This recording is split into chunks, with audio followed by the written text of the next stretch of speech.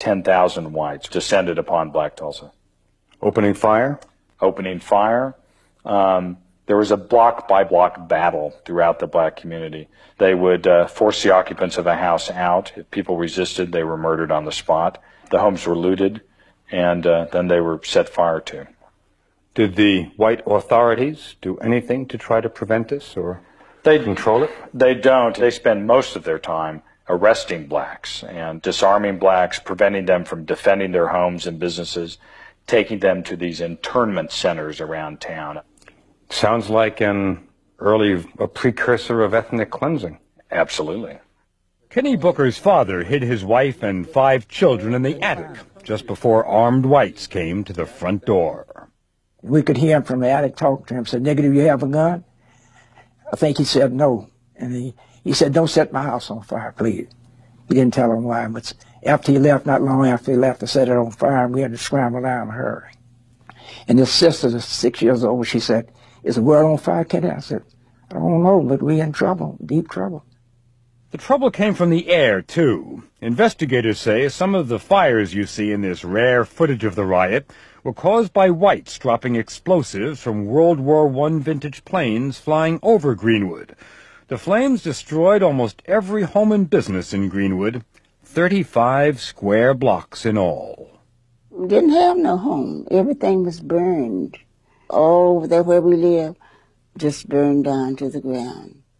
Late in the day, martial law was declared and National Guard troops patrolled the streets. The dead were everywhere, the bodies lying where they fell.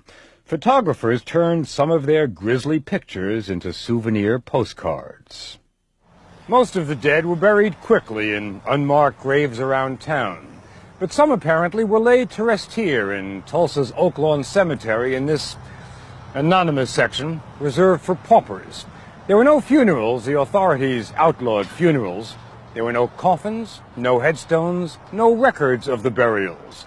But a 10-year-old boy saw it all.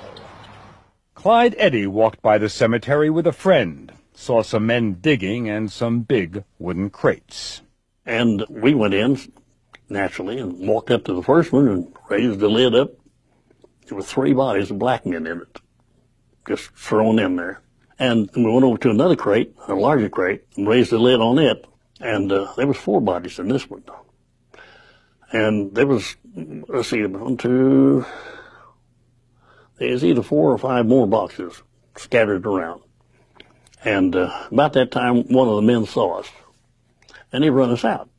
The newspapers didn't think the mass graves deserved many headlines, and the White City Fathers, proud of their booming oil town, wanted to bury the story along with the bodies. The official version, typos and all, came in a National Guard report. It said there were 35 dead, 9 whites and 26 blacks. But that number just keeps on rising. We think now that something like 300 people were killed in this. How many people were left homeless by the riot? Oh my gosh, 10,000 people were left homeless by the riot. How many of those were white? None. The survivors lived in tents and shacks which they built themselves. My brother was 14 at the time, and he helped my father install wood. It was raining, as far as I can remember. It rain. Seemed like it was rain, and we had wooden floor in our tent. We were lucky to have that. But Tulsa's whites gave them something. Promises. Now, in fact, after the riot, the city's white establishment said it was going to rebuild Greenwood. What happened? They lied. Not a dime. They proceeded to pass a fire ordinance that said, in effect, that you cannot build on property that had been burned. They wanted to starve blacks out of the land. They made it known to all philanthropic groups, we don't want your money. We will take care of our own. And there will be no problem. They spoke. They lied. Courts and insurance companies paid some damage claims filed by whites. All black claims were rejected. A grand jury filed no charges against whites. 57 blacks were indicted for rioting. And in fact, they'd put up one hell of a fight. In my community, among those survivors, they won the riot. They wanted, only till they brought airplanes in and dropped bombs and firebombs and brought the National Guard in could they subdue my people. That's the view from the black community.